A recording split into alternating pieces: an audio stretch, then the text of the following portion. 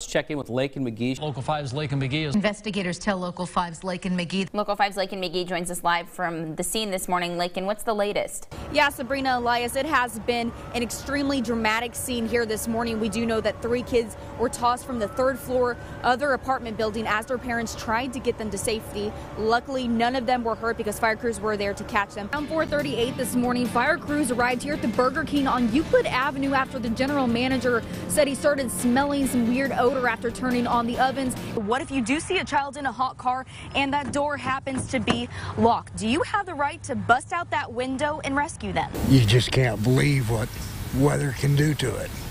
And it was just all wind. And this was a beautiful house, and there ain't no house left. So that includes 10 sets of body armor, helmets, and eye protection. The concept of a rescue task force has grown more importantly over the years because of the number of mass casualties that we are seeing. Fire crews have been out here overnight fighting this fire. Now I want to show you what is actually happening.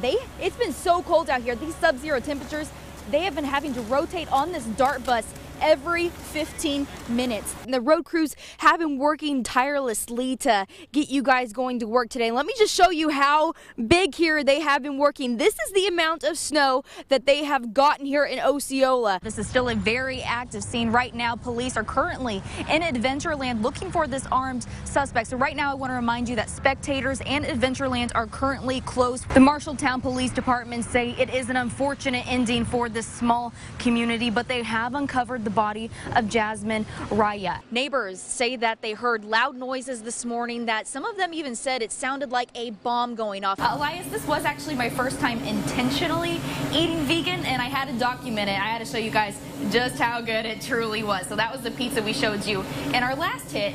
Reporting live at Slaughterhouse. Lakyn McGee, Local 5 News, we are Iowa. Get her. No, Lakyn, no! Joining me is Nick Fernandez, a performer here. So what can people expect to see? You're going to see a show of a lifetime. We're going to have up to 50 characters in the show. Good morning, I'm Lakyn McGee. It's 7:24.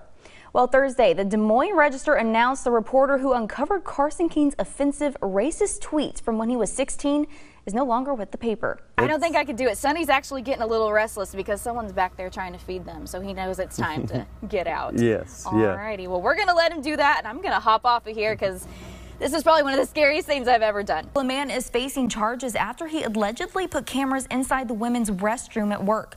Polk County officials say it happened at the EFCO Corporation on 46th Avenue. It was a very loud explosion. And you heard a loud boom? Boom, and it woke us up from sound asleep. Neighbors woke up to a scary start to their morning. I have tons of damage. My front windows in my house are blown out. My door doesn't have a glass in it any longer. My upstairs, there's insulation all over the floor. Many explaining they thought a bomb went off. We came down and our kitchen window was blown out.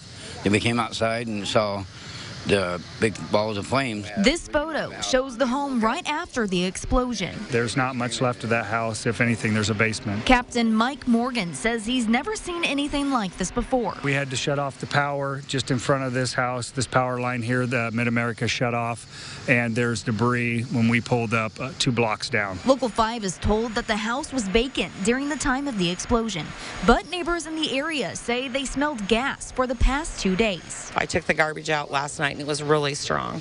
Did you call Mid-American or anything? No, I didn't even have any idea what was going on. The Des Moines Fire Department is now expressing concern for people to get their carbon monoxide detectors checked. Always have those plugged in your house and your smoke alarms too, and check your batteries twice a year. Local 5's Lakyn McGee is out in the East Village tonight, right where the floods built up over the weekend. Lakyn, how's it looking over there now? Stephanie, most of the vehicles that are parked up and down here on Des Moines Street were damaged by this weekend's flash flooding. Now, some of these folks here say that they're worried they're going to get parking tickets and they can't even get their vehicles started.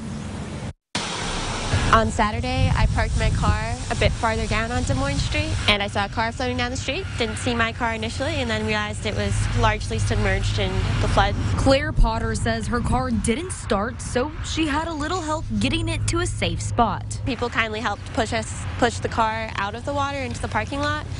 but the water is already up to like the glove compartment.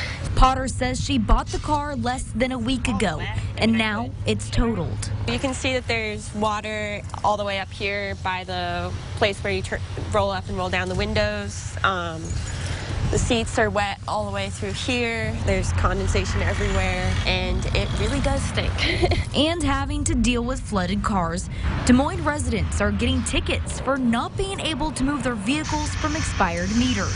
Some going as far as leaving notes in their vehicles, letting parking enforcement officers know their situation. If your car breaks down and then you get a ticket, it's just like, that's a bad day. This is Julie Ostrander. She's a meter checker for the city. Oh, I can see it, all the water inside. Oh my gosh. She says an expired meter ticket is $15. But with the circumstances of this weekend's flash flooding, she says the city will work with those in need. Like I said, that's a bad day. Your car gets flooded, you have to get it towed, which is not cheap, and then a $15 ticket on top of it. It's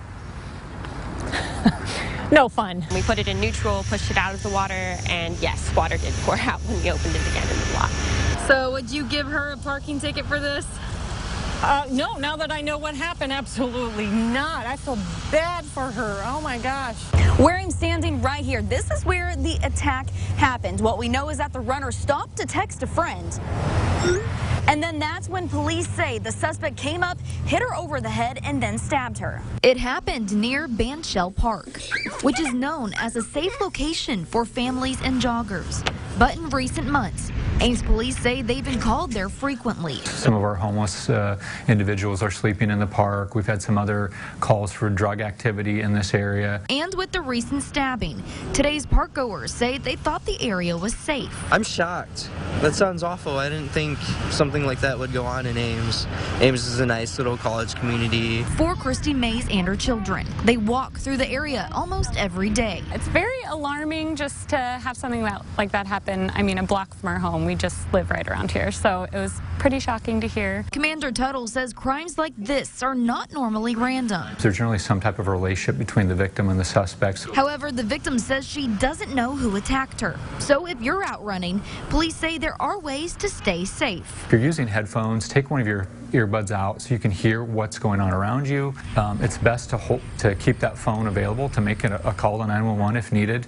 Now, police are saying that since this was in a public area, they believe that someone might have seen something. So if you did, please contact the Ames police.